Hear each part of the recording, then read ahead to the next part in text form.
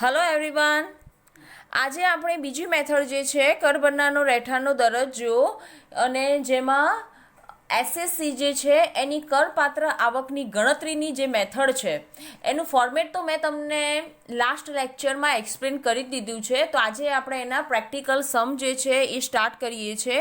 એની details જે છે એ અહીંયા આપણી પાસે છે. તમે દેખી શકો છો કે પાછલું વર્ષ છે 2018-19. તો આકારણી વર્ષ કયું હોય? 2019-20.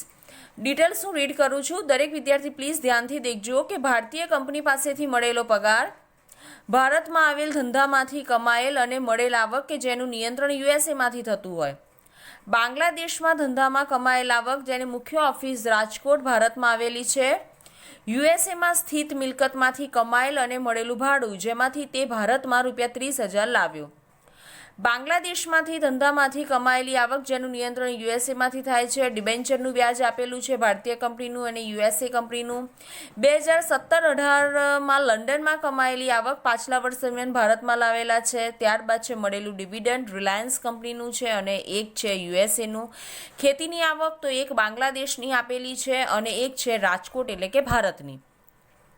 હવે આપણા જે 3 એસએસસી છે એટલે કે રહીશ, સામાન્ય રહીશ અને બિન રહીશ, એમાં એમની કરપાત્ર આવક કેટલી થાય એની ગણતરી કરીએ છીએ. તો ફોર્મેટમાં મેં તમને દરેક ડિટેલ્સ જે છે એ ડીપમાં એક્સપ્લેન કરેલી જ છે. હવે આપણે ડાયરેક્ટ એનો આન્સર જે છે એનું કેલ્ક્યુલેશન તરફ આગળ વધીએ. કે સૌથી પહેલો પોઈન્ટ, ભારતીય કંપનીમાંથી મળેલો પગાર. ભારતીય કંપનીમાંથી મળેલો પગાર એટલે આપણે એને શું ગણી શકીએ? ભારતમાં ઉપજેલી અને ભારતમાં લેણી થયેલી આવક કહી શકાય એને. તો એ ત્રણેય એસએસસી એટલે કે પહેલું કોલમ જે છે એ સામાન્ય રહીશનું છે, બીજું છે એ રહીશનું છે અને ત્રીજું છે બિન રહીશ. તો ત્રણેય એસએસસી માટે 2,40,000ની આવક જે છે એ કરપાત્ર ગણાશે. ત્યારબાદ આગળનો પોઈન્ટ, ભારતમાં આવેલ ધંધામાંથી મળેલી આવક જેનું નિયંત્રણ યુએસએમાંથી થતું હોય, કે જ્યારે પરદેશમાંથી ધંધાનું નિયંત્રણ થતું હોય એટલે કે હેડ ઓફિસ જે છે એ આઉટ ઓફ ઇન્ડિયા હોય ને એની બ્રાન્ચીસ જે છે એ ઇન્ડિયામાં હોય, તો આ કન્ડિશનમાં જે પણ આવક હોય એ ત્રણેય એસએસસી મતલબ કે રહીશ, સામાન્ય રહીશ અને બિન રહીશ ત્રણેય માટે કરપાત્ર ગણાશે. માટે ત્રણેયમાં 80,000 આવશે. ત્યારબાદ બાંગ્લાદેશના ધંધામાંથી કમાયેલ આવક કે જેની મુખ્ય ઓફિસ રાજકોટ ભારતમાં આવેલી છે. તો મેં તમને ફોર્મેટમાં એક્સપ્લેન કરેલું છે કે જ્યારે હેડ ઓફિસ ઇન્ડિયામાં હોય અને એની બ્રાન્ચીસ જે છે એ ઓલ ઓવર વર્લ્ડમાં હોય, તો આ જે આવક છે એ રહીશ અને સામાન્ય રહીશમાં એની એન્ટ્રી આવશે, બિન રહીશમાં એની કોઈ જ એન્ટ્રી આવવાની નથી. આગળ, યુએસએમાં સ્થિત મિલકતમાંથી કમાયેલ અને મળેલ ભાડું એટલે કે યુએસ એટલે આપણા માટે પરદેશ છે, પરદેશની આવક પરદેશમાં મળી છે તો એ એન્ટ્રી ફક્ત સામાન્ય રહીશમાં આવશે, મતલબ કે 1 લાખ, બાકી 2 કોલમમાં આવશે ડેશ. આગળ, બાંગ્લાદેશમાં ધંધામાંથી કમાયેલ આવક જેનું નિયંત્રણ યુએસએમાંથી થાય છે. બાંગ્લાદેશ પણ આપણા માટે પરદેશ છે અને યુએસએ એ પણ આપણા દેશ માટે પરદેશ છે. તો પરદેશની આવક પરદેશમાં મળી છે માટે ફક્ત સામાન્ય રહીશમાં આવશે રહીશ અને બિન રહીશમાં આવશે ડેશ. ત્યારબાદ MSATS લિમિટેડનું ડિબેન્ચર વ્યાજ. આપણને કહેલું હતું કે એ કંપની ભારતીય છે. તમે અહીંયા દેખી શકો છો મેસર્સ ATS લિમિટેડ ભારતીય કંપની 16,000 એટલે કે ભારતમાં લેણી થયેલી અને ભારતમાં ઉપજેલી. તો એ ત્રણેય એસએસસી માટે કરપાત્ર એટલે કે ત્રણેયમાં 16,000 આવશે. ત્યાર પછી એન્ડોર્સ લિમિટેડ એ યુએસએની કંપની છે. તો એના જે આપણને મળ્યા છે તો યુએસએના પૈસા યુએસએમાં મળ્યા છે, પરદેશના પૈસા પરદેશમાં મળ્યા છે માટે ફક્ત સામાન્ય રહીશમાં આવશે. ત્યારબાદ જે પોઈન્ટ હતો કે 2017-18માં કમાયેલી આવક લંડનમાં જે 18-19માં ઇન્ડિયામાં લાવવામાં આવી, તો એ આવક પાછલા વર્ષથી અગાઉના વર્ષોની આવક પાછલા વર્ષ દરમિયાન જ્યારે ભારતમાં લાવવામાં આવે છે તો એની કોઈ જ એન્ટ્રી આવતી નથી માટે ત્રણેય એસએસસીમાં આવશે ડેશ.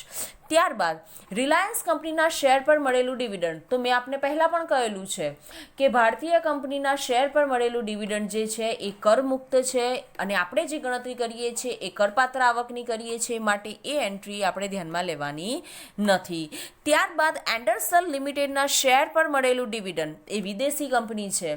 વિદેશી કંપનીના ડિવિડન્ડની આવક વિદેશમાં મળેલી છે માટે ફક્ત સામાન્ય રહીશમાં એની એન્ટ્રી આવશે.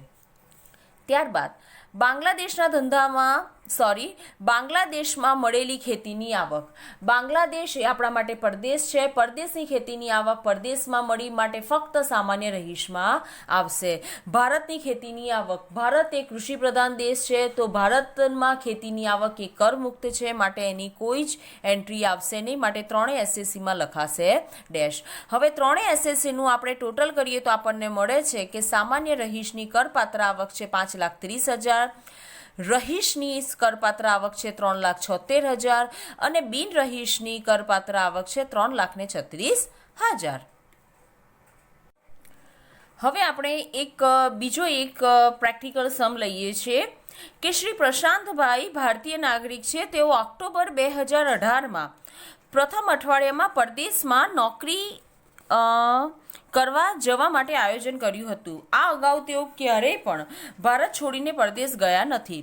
પ્રશાંતભાઈને કરવેરા આયોજન માટે સલાહ આપો અને એની સંભવિત આવકો વર્ષ 2019-20ની નીચે મુજબ છે. અમેરિકામાં ઉપજેલી ધંધાની આવક, બેંગ્લોરમાં વેચેલ મકાનના વેચાણનો નફો જેમાંથી 3/4 રકમ અમેરિકામાં મળેલી એવું કહેલું છે. જેપનીઝ કંપનીના રોકાણો પર અમેરિકામાં મળેલા ડિવિડન્ડની રકમ, જાપાનના ધંધાની આવક અમેરિકામાં મળી તેનું નિયંત્રણ ભારતમાંથી થાય છે. કાર વેચાણ અમેરિકામાં જેની આવક ભારતમાં મળી અને ભારતીય કંપનીની ડિપોઝિટની વ્યાજની આવક. આટલો ડેટા આપ્યો છે, એના આધારે આપણે વ્યક્તિની કરપાત્ર આવક જે છે એની ગણતરી કરવાની છે. તો સૌથી પહેલો પોઈન્ટ જે હતો કે અમેરિકામાં ઉપજેલી આવક. અહીંયા આ રીતે તમારે 3 કોલમ બનાવવાના છે. ડાયરેક્ટ આટલું લખો તો પણ ચાલે. સામાન્ય રહીશ, અહીંયા ફક્ત રહીશ લખો તો પણ ચાલે ને અહીંયા તો બિન રહીશ જ લખવાનું છે. સૌથી પહેલો પોઈન્ટ અમેરિકામાં ઉપજેલી આવક. તો અમેરિકા એટલે કે પરદેશ છે. પરદેશની આવક આપણને પરદેશમાં મળી છે, તો એ એન્ટ્રી ક્યાં આવે? ફક્ત સામાન્ય રહીશમાં. રહીશ અને બિન રહીશના કોલમમાં આવશે ડેશ. ત્યારબાદ બેંગ્લોરમાં વેચેલ મકાનના વેચાણનો નફો જેમાંથી 3/4 રકમ જે છે એ આપણને ક્યાં મળી છે? અમેરિકામાં. બેંગ્લોર એટલે કે ઇન્ડિયા થયું. તો ઇન્ડિયામાં મકાન વેચ્યું છે એટલે કે ભારતમાં લેણી થયેલી આવક કહેવાય અને મળી ક્યાં છે? પરદેશમાં. તો ભારતમાં લેણી થયેલી પરંતુ પરદેશમાં મળેલી આવક, તો એ ત્રણેય એસએસસી માટે કરપાત્ર ગણાશે. માટે ત્રણેયમાં આપણે 6 લાખ, 6 લાખ અને 6 લાખ ડિટેલ્સ મૂકીશું. ત્યાર પછી જેપનીઝ કંપનીના રોકાણ ઉપર અમેરિકામાં મળેલા ડિવિડન્ડની રકમ. જેપનીઝ કંપની એ પણ આપણા માટે પરદેશ છે અને અમેરિકામાં આવક મળી, તો પરદેશની આવક આપણને પરદેશમાં મળી છે, તો ફક્ત સામાન્ય રહીશમાં આવશે. ત્યારબાદ જાપાનના ધંધાની આવક અમેરિકામાં મળી જેનું નિયંત્રણ ભારતમાંથી થાય છે. મતલબ કે હેડ ઓફિસ જે છે એ ભારતમાં છે અને બ્રાન્ચ છે ઓલ ઓવર વર્લ્ડમાં છે, તો એની આવક રહીશ અને સામાન્ય રહીશમાં આવશે, બિન રહીશમાં કોઈ જ વિગત આવશે નહીં. કાર વેચાણ અમેરિકામાં પરંતુ આવક ભારતમાં મળી. કારનું વેચાણ અમેરિકામાં થયું છે અને આવક આપણને ઇન્ડિયામાં મળી છે, તો મતલબ કે પરદેશમાં ઉપજેલીને લેણી થયેલી પરંતુ મળી છે ભારતમાં, તો ત્રણેય એસએસસી માટે એ રકમ કરપાત્ર ગણાશે. ભારતીય કંપનીના ડિપોઝિટની આવક એટલે કે ભારતમાં લેણી થઈ, ભારતમાં ઉપજેલી અને મળી પણ ભારતમાં, તો એ પણ ત્રણેય એસએસસીમાં આવશે. તો હવે આપણું સામાન્ય રહીશ અને બિન રહીશની કરપાત્ર આવક તમે અહીંયા દેખી શકો છો કે સામાન્ય રહીશની થાય છે 14,50,000, રહીશની થાય છે 10,60,000 અને બિન રહીશની થાય છે 7,40,000. આજે આપણે આ જે પણ સમ કરેલા છે એ દરેક સમની ડિટેલ્સ અને એના આન્સર જે છે એના પીકની પીડીએફ જે છે એ ડિસ્ક્રિપ્શન બોક્સમાં લિંક મૂકેલી છે, તો દરેકે એને ધ્યાનથી દેખી લેવી. And thank you.